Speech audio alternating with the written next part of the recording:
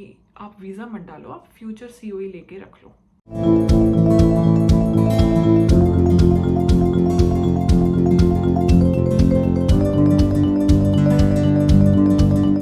Hello everyone, welcome to Australia वाले। बहुत बच्चों को ये कन्फ्यूजन होती है कि क्या हम कोर्स चेंज कर सकते हैं ऑस्ट्रेलिया जाके। अभी ये इतने सारे जो वीज़ा चेंजेस आए हैं, और अगर कर सकते हैं तो कब कर सकते हैं या बिल्कुल भी नहीं कर सकते। What's the way out. तो आज हम इसी के बारे में बात करेंगे। तो मैं आपको शुरू से बताती हूँ कि पहले क्या होता था। हम लोग ऑस्ट्रेलिया के लिए जब वीज़ा फाइल करते हैं तो हम लोग अपने एजुकेशनल बैकग्राउंड से अपनी फ्यूचर सीओई को मैच करने की कोशिश करते हैं। सीओई होती है कंफर्मेशन ऑफ एनरोलमेंट। तो जो सपोज करो आई वुड से कि प्रपोज्ड कोर्स, नॉट सीओई, क्योंकि सीओई तो बाद का फेज है। तो हम लोग क्या करते हैं, जो हमारा एजुकेशन बैकग्राउंड है उससे हम अपने प्रपोज्ड कोर्स को मैच करने की कोशिश करते हैं। सपोज मैंने +2 नॉन मेडिकल से करी थी, तो मैं यहाँ BSc IT करने आ गई फॉर एग्जाम्पल। तो उसके बेसिस पे, क्योंकि अगर हम ऑब्वियसली रेलेवेंट कोर्स लेंगे तो उसके बेसिस पे चांसेस होते हैं कि हमारा वीज़ा अच्छे से निकल जाए और अच्छी यूनिवर्सिटीज़ में हम एडमिशन लें जिनकी वर्ल्ड रैंकिंग अच्छी है, तो उसमें ज़्यादा वीज़ा के चांसेस होते हैं।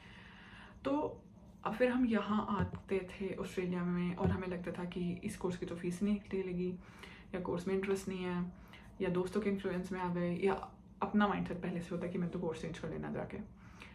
तो हम लोग क्या करते थे, यूनिवर्सिटी को एप्लीकेशन डालते थे फीस रीइंबर्समेंट की, कि we don't want to study this course in the university, है ना। तो और हमारी फ़ीस भी वापस आ जाती थी। फिर वो फीस से हम थोड़ा बहुत अपना कोई छोटा मोटा कोर्स कर लिया and we would enjoy our lives. उसके बाद क्या हुआ, यूनिवर्सिटीज़ ने कंप्लेंट करनी शुरू कर दी कि बच्चे तो अपनी फ़ीस वापस मांग रहे हैं। और हमेशा अगर आपको पता हो तो आपके स्टूडेंट वीज़ा का ये रूल होता है कि अगर आप अपना AQF लेवल चेंज करते हो, यानी कि अगर आप किसी लोअर लेवल में जाते हो, सपोज करो आप यहाँ पे बैचलर्स करने आए थे, आप डिप्लोमा में जा रहे हो, आप मास्टर्स करने आए थे, आप डिप्लोमा में जा रहे हो, तो अगर आप अपना AQF लेवल चेंज करते हो तो आपको वीज़ा डालना पड़ता है। ओके, तो अब जब यूनिवर्सिटीज़ ने कंप्लेंट करना शुरू कर दिया तो उसमें वीज़ा के रिजेक्शन रेट्स आने शुरू हो गए। फिर एजेंट्स ने सलाह दी कि आप वीज़ा मत डालो, आप फ्यूचर सीओई लेके रख लो। वो लूप होल हो गया। तो सपोज करो मैं यहाँ पर ग्रेजुएशन करने आई थी, मैंने यहाँ पे डिप्लोमा ले लिया और उसके बाद मेरे एजेंट ने मुझे बोला आप फ्यूचर सीओई लेके रख लो। तो मैंने मास्टर्स की फ्यूचर सीओई लेके रखी ताकि मेरे को वीज़ा चेंज ना करना पड़े। अब जुलाई 2024 से गवर्नमेंट ने फ्यूचर सीओईज भी बंद कर दी हैं। अब उन्होंने जो चेंजेस लेकर आए हैं वो बेसिकली यही, because they want to count the number of international students actually in Australia who are genuine, है ना, और हु आर एक्चुअली स्टडिंग। तो इन्होंने क्या किया है, अब आप ऑस्ट्रेलिया आते हो और यूनिवर्सिटी में कोई भी कोर्स करते हो, आपको एटलीस्ट 6 मंथ्स वो कोर्स पढ़ना पड़ेगा। पहले एक टर्म होती थी कॉन्करेंट स्टडीज़, जो मैंने भी किया।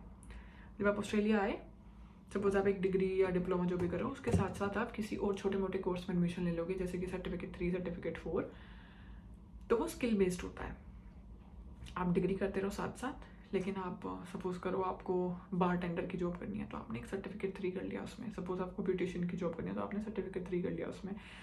क्योंकि अगर आप में सर्टिफिकेट है तो आपकी स्किल्स, यू हैव लर्नड दो स्किल्स, तो आप उसको अच्छे से यूटिलाइज कर पाओगे। तो वो जॉब्स में बहुत बेनिफिशियल होता है। तो when you are a student, वैसे भी आपके सिर्फ 48 आवर्स एंड 15 डेज में, तो आप सोचते हो कि मैं ऐसी जॉब कर लूँ जो मेरे को अच्छे पैसे मिले जहाँ पर। तो आप कॉन्करेंट स्टडीज़ उनको बोलते थे।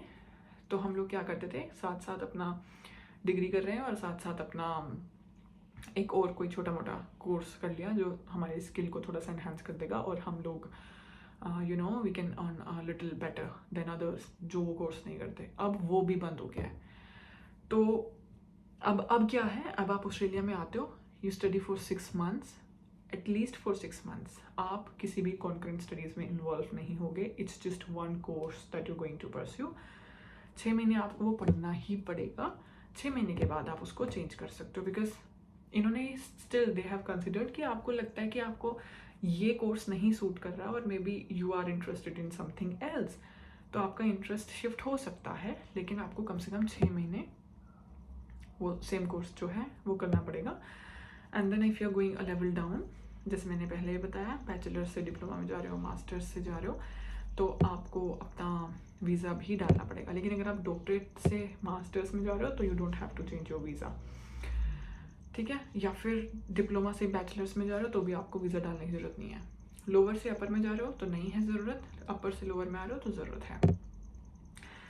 अब एक कंडीशन इन्होंने फिर भी दी है कि सपोज़ करो आपकी होम कंट्री में कुछ ऐसा हैज़ार्डस हो गया है कि आप उसको बेयर नहीं कर पा रहे, आपकी फैमिली में कुछ बहुत ज़्यादा ट्रेजेडी हो गई है, आपकी खुद की हेल्थ बहुत ज़्यादा ख़राब हो गई है, उन केसेस में if you prove them you can still change your course before 6 months। बहुत ज़्यादा कोई सीरियस इलनेस है इस तरीके से टू मेंटेन योर वीज़ा, है ना, स्ट्रेस लेवल कम रहे, तो you can still change your course. उसके लिए you have to file your visa. और क्योंकि इन्होंने ये जो 3-4 कंडीशंस बताई हैं कि फैमिली में कुछ हो गया, होम कंट्री में बहुत बड़ा कुछ हो गया, फैमिली में बेसिकली इन्होंने बोला है कि किसी फैमिली मेम्बर की डिमाइस हो गई है सपोज़, या फिर आपकी बहुत ज़्यादा सीरियस हेल्थ ख़राब हो गई है, तो इन केसेस में आपको प्रूव करना पड़ेगा, तो आप अपना कोर्स चेंज कर सकते हो। वरना आप कम से कम 6 महीने तो नहीं कर सकते, 6 महीने के बाद आप कर सकते हो, डिपेंडिंग अपॉन कि आपको उसमें वीज़ा डालना है या नहीं। और ऑब्वियसली अगर उस टाइम तक आपकी जो इंग्लिश रिक्वायरमेंट्स हैं वो एक्सपायर हो रही हैं, तो you have to sit in the exam for IELTS और VTE as well. I hope this information would be useful for you.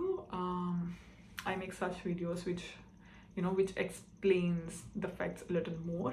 तो अगर आपको ये कंटेंट अच्छा लगता है, you can subscribe to the channel and I'll see you in the next video. Bye bye.